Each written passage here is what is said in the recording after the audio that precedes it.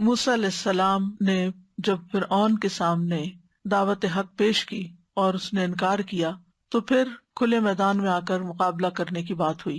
جب فرعون نے دیکھا کہ موسیٰ علیہ السلام اللہ تعالیٰ کی عبادت کرنے اور اس کی توحید کی دعوت دینے پر مصر ہیں اور باز نہیں آتے، تو سوچا کہ جادو کے ذریعے ان کا کام ختم کیا جائے، ان کو ہرا دیا جائے۔ تو اس نے اپنی قوم سے کہا کہ میرے پاس ہر قسم کے ماہر جادوگر لاؤ، عام جادوگر نہیں لانے، کوئی امیچور جادوگر نہیں، ایتونی بکل ساحر علیم، کہ جو اپنے فن کے ماہر ہوں، خوب جانتے ہوں۔ اب جادوگر فرعون کے پاس آ گئے تو موسیٰ علیہ السلام نے ان سے کہا کہ تمہارے پاس جو بھی لاٹھیاں اور رسیاں ہیں، جو جادو تم بنا کے لائے ہو، اس کو زمین پہ پھینکو، دکھاؤ، اب اس کا مظاہرہ کرو۔ جب انہوں نے لاٹھیاں اور رسیاں پھینکی تو وہ لوگوں کو سانپوں کی طرح حرکت کرتی ہوئی نظر آئیں۔ اب آپ سوچیں، ایک نہیں ہزاروں سانپ اگر زمین پر بیک وقت دوڑتے ہوئے نظر آئیں تو انسان کے خوف کا کیا عالم ہوگا۔ اب جو لوگ وہ تماشا دیکھ رہے تھے وہ سب بھی ڈر گئے اور متاثر بھی ہو گئے۔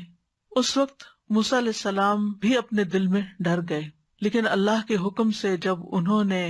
اس کے مقابلے میں اپنا عصا پھینکا تو اس نے یکا یک ان ساری رسیوں اور لاٹھیوں کو نگل لیا اور ختم کر دیا۔ اس وقت موسیٰ علیہ السلام نے کہا کہ جو کچھ تم لائے ہو، جو تم نے پھینکا ہے، یہ تو جادو ہے، اللہ اس کو ختم کر دے گا، اور اللہ اس شخص کے عمل کی اصلاح نہیں کرتا جو زمین میں فساد پھیلانے کی کوشش کرتا ہے۔ اللہ تعالیٰ حق کو ثابت کرتا ہے جو کہ میں تمہارے پاس اللہ کی طرف سے لایا ہوں، یعنی اللہ کا کلام لے کر آیا ہوں، اور اللہ اپنے کلمات اور اپنے حکم کے ساتھ حق کو باطل پر غالب کر دے گا، چاہے مجرم ناپسند ہی کیوں نہ کریں، یعنی فرعون جیسے لوگ حق کو ناپسند ہی کیوں نہ کریں، لیکن آج حق کا بول بالا ہوگا۔ تو بہرحال فلما القوا قال موسیٰ ما جئتم بہ السحر، جب انہوں نے اپنی رسیاں لاٹھیاں پھینک دی تو موسیٰ علیہ السلام نے کہا کہ جو تم لائے ہو یہ تو سحر ہے، یہ جادو ہے۔ تو اس سے یہ پتہ چلتا ہے کہ جادو کا اثر بہرحال انسان پر ہوتا ہے کہ انسان کو چیز کی حقیقت اور ماہیت کچھ اور نظر آنے لگتی ہے جو کہ اصل میں ہوتی نہیں ہے۔ اسی طرح جادو کے وقت جو کلمات یا کوئی منتر ایسے پڑھے جاتے ہیں اس کا اثر بھی انسانی جسم پر ہوتا ہے، اور یہ بیماری کی ایک قسم ہوتی ہے۔ لیکن اس کے مقابلے کے لیے اللہ کا کلام کافی ہے، اور اس کا توڑ بھی اللہ کے کلام کے ساتھ ہی کرنا چاہیے۔ اسی لیے انہوں نے فرمایا ان اللہ سیبطلہ، یقیناً اللہ اس کو ضرور باطل کر دے گا، اس کو ختم کر دے گا، یعنی کلی طور پر مٹا دے گا، کیونکہ یہ خیال نہیں تھا، یہ ایک حقیقت تھی، حق تھا۔ اور باطل جو ہے اس کا کوئی سر پیر نہیں ہوتا، وہ تو جانے ہی کے لیے ہوتا ہے، اسے تو جانا ہی ہوتا ہے، وہ زمین میں یا کسی بھی جگہ پر جم نہیں سکتا۔ وقتی طور پر اس کا اثر ہوتا ہے لیکن وہ راسخ نہیں ہوتا۔ اور موسیٰ علیہ السلام کا یہ پورا یقین تھا، اور یقین کے ساتھ انہوں نے یہ بات کہی کہ اللہ تعالیٰ اس کو باطل کر دے گا، کیونکہ انہیں وحی کے ذریعے یہ بتا دیا گیا تھا کہ اللہ سبحانہ وتعالیٰ کی مدد آئے گی اور یہ سارا ختم ہو جائے گا۔ تو اس سے یہ پتہ چلتا ہے کہ کلام اللہ کا پڑھنے والا جتنی یقین اور کنوکشن کے ساتھ کوئی کلام پڑھے گا جادو کے توڑ کے لیے، اتنی ہی زیادہ اس کی تاثیر ہوگی۔ ان اللہ لا یصلح عمل المفسدین، بے شک اللہ مفسدین کے عمل کی اصلاح نہیں کرتا، یعنی فسادیوں کی اصلاح نہیں کرتا۔ یعنی سب سے پہلے تو جادوگر ہے، اور اس کے بعد جو بھی لوگ زمین میں فساد کریں، جو بھی لوگ بگاڑ پیدا کریں، اللہ تعالیٰ ان کا حق پر ہونا ثابت نہیں کرتا، ان کا فساد معلوم ہو ہی جاتا ہے۔ وَيُحِقُّ اللَّهُ الْحَقَّ بِكَلِمَاتِهِ، اور اللہ اپنے کلمات، اپنے کلام کے ذریعے حق کو سچا ثابت کر دیتا ہے۔ وَلَوْ كَرِهَ الْمُجْرِمُونَ، خواہ مجرم اس کو ناپسند کریں۔ ابن ابی سلیم کہتے ہیں، یعنی انہیں یہ روایت پہنچی کہ اللہ تعالیٰ کے اذن کے ساتھ ان آیات میں شفا ہے، یعنی اگر کسی کو یہ شک ہو کہ اس پر جادو ہوا ہے تو ان آیات کو پڑھنا چاہیے، ان میں شفا ہے۔ آپ ایک برتن میں پانی لیں، اس پر سورۃ یونس کی یہ آیت پڑھیں، پھر اس پانی کو جادو زدہ شخص کے سر پر بہا دیں، یعنی اس کو اس سے نہلا دیں، تو اس سے اس کا توڑ ہو جائے گا۔ تو یہ جو آیات ابھی پڑھی گئی سورۃ یونس کی، ان سے یہ پتہ چلتا ہے کہ جادو کا سیکھنا اور سکھانا جو ہے ایک باطل کام ہے، حرام کام ہے۔ پھر یہ کہ جادوگر جو ہے وہ زمین میں فساد برپا کرتا ہے، گھروں کو بگاڑتا ہے، انسانوں کو تکلیف دیتا ہے۔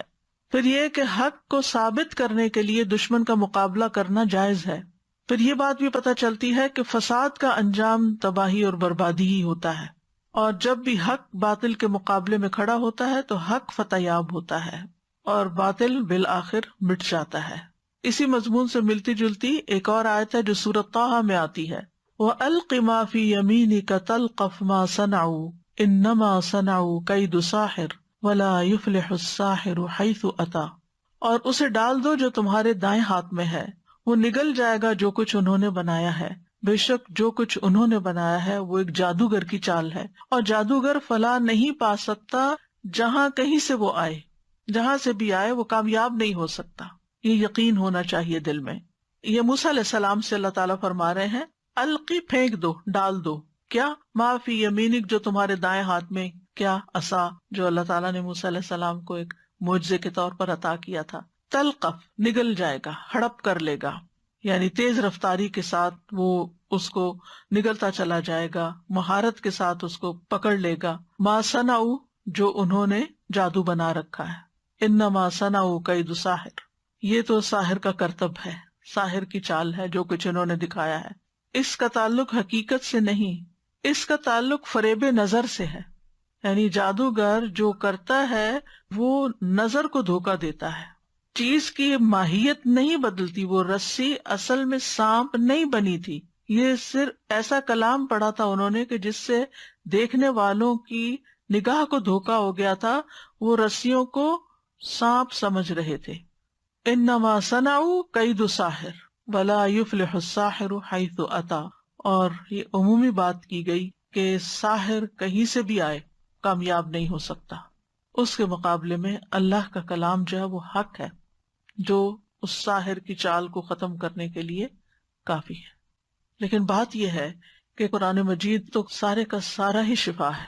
وَنُنَزِّلُ مِنَ الْقُرْآنِ مَا هُوَ شِفَاءٌ وَرَحْمَةٌ، ہم قرآن میں وہ چیز اتارتے ہیں جو شفا اور رحمت ہے، لیکن ہر انسان کا مزاج الگ ہوتا ہے، کسی پہ کوئی آیت اثر کرتی ہے، کسی کو کوئی آیت فائدہ دیتی۔ کچھ لوگ ہوتے ہیں ان کو کسی خاص پیغمبر کا ذکر جب آتا ہے تو ان کا دل پگھلنے لگتا ہے، کسی خاص پیغمبر کا ذکر آتا ہے تو ان کے اندر ایک طاقت آنے لگتی ہے، عیسیٰ علیہ السلام کا ذکر آتا ہے تو کیفیت اور طرح ہوتی ہے، موسیٰ علیہ السلام کا ذکر آتا ہے کیفیت اور طرح ہوتی ہے، نوح علیہ السلام کا ذکر آتا ہے تو کیفیت اور طرح ہوتی ہے۔ آپ سب کے دلوں میں ایک امیج ہے نا ان سارے پیغمبروں کی کہانیاں سننے کے بعد، اور آپ نے ان کا ایک حلیہ اور ایک نقشہ بھی اپنے دماغ میں رکھا ہوا ہے، تو جب ان کا ذکر آتا ہے تو انسان کا دل اور انسان کی روح جو ہے ایک مختلف طرح ریئیکٹ کرتی ہے، اس لیے کسی پر کسی طرح کا دم اثر کر جاتا ہے، کسی پر کسی طرح کا دم اثر کر جاتا ہے، یعنی اس میں بہت ورائٹی ہے، ضروری نہیں ہوتا کہ ایک ہی دم سب کو فائدہ دے۔ تو یہ رقیہ کرنے والے پر ہوتا ہے کہ وہ مریض کی حالت دیکھ کر، اس کی کیفیت کو دیکھ کر آیات کا چناؤ کرتا ہے، اور وہ ایک کے بعد ایک چیز پڑھتا جاتا ہے جو اللہ تعالیٰ اس کے دل میں ڈالتا ہے، اور پھر اس کو شفا ہو جاتی ہے۔ عام طور پر جب ہم سنتے ہیں کسی کے بارے میں کہ اس پہ جادو کا اثر ہو گیا تو ہم کہتے ہیں سورۃ البقرہ پڑھو۔ سورۃ البقرہ بچاؤ کا ذریعہ تو ہے، لیکن سورۃ البقرہ کا پڑھنا ضروری نہیں کہ اس سے علاج بھی ہو جائے سارا۔ بعض لوگوں کو پورا پورا قرآن مجید پڑھنا پڑتا ہے۔ کچھ عرصہ پہلے ایک کسی کا تجربہ تھا، وہ جو بھی اس قسم کی بیماری میں مبتلا ہوتا تھا اس کو کہتے تھے کہ تم 3 دن میں پورا قرآن ختم کرو، 10 پارے روز، اور اگر کوئی شخص بیمار ہوتا تو اس کے بعد اس کو قے شروع ہو جاتی، اس کے اندر سے ایسی چیزیں برآمد ہونے لگتی کہ جس کے بعد شفا ہو جاتی۔ تو بعض لوگوں کو پورا قرآن پڑھنے کی ضرورت ہوتی ہے اور بار بار قرآن سننے کی ضرورت ہوتی ہے، اور آپ نے دیکھا ہوگا کہ بہت سے لوگ سورۃ الرحمن سے شفا پا جاتے ہیں۔ اس کا ایکسپیرینس تو بہت لوگوں نے کیا ہے، کیونکہ اس میں رحمان کی رحمت کا ذکر ہے، رحمان کی نعمتوں اور عنایتوں کا ذکر ہے کہ رحمان نے کیا کچھ بنایا ہمارے لیے، اور ہم ان نعمتوں کو جھٹلا نہیں سکتے۔ تو